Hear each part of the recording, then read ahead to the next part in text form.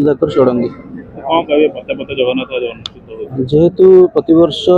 जगन्नाथ दर्शन करने लोक मानक देवाई बाहर को आसते समस्त तो भाग्य मिले से आम प्रतिवर्ष जगन्नाथ भक्त मानी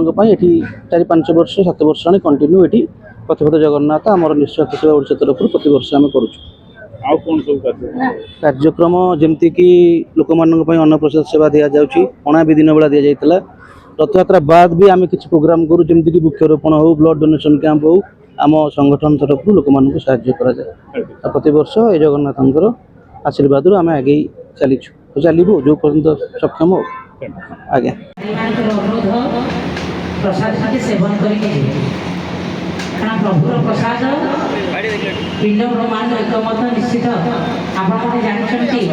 प्रभुत्व निर्माल्य टे जदि शरीर भीतर को जाए निश्चित आप समस्त जिते रोग व्याधि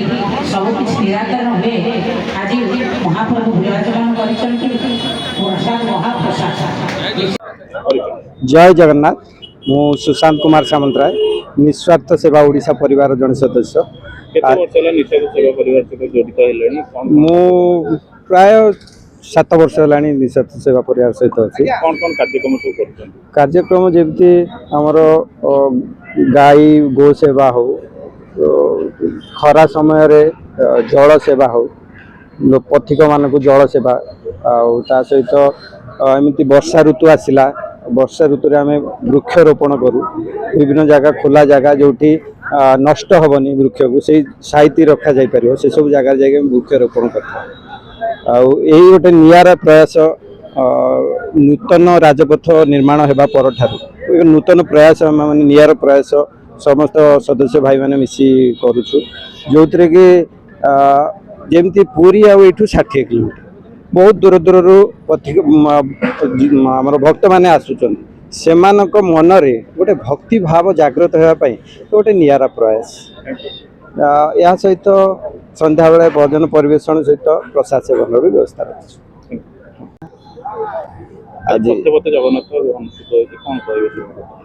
आज पवित्र श्री गुंडीचा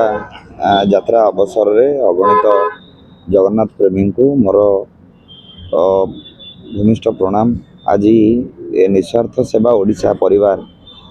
ये जो भव्य कार्यक्रम आयोजन करिछि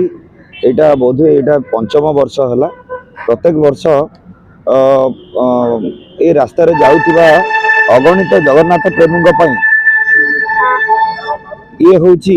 एक भाव भक्तिमय परिवेश ए जगह निस्वार्थ सेवा परिवार प्रत्येक सदस्य उपस्थित अच्छा सबू से जगन्नाथ प्रेमी सेवारे निजको उत्सर्ग करिसेंती एवं आपण माने देखि पारुथिबे महाप्रभु स्वयं एठारे विद्यमान एवं मु भावे ए सबु से प्रभु को इच्छा रे चली निस्वार्थ सेवा परिवार रो ये उद्यम संपूर्ण भाव ये परिवेश को जगन्नाथमय कर तोली। उद्देश्य केवल जगन्नाथ प्रेमी जो पथ जो अतिक्रम करके जाउछन्ती तांको किछि समय एठार अटकई परिवेश को जगन्नाथमय करवा एवं से भाव भक्तिमय परिवेश रे एक अभ्यर्थना प्रदान करवा एकमात्र उद्देश्य।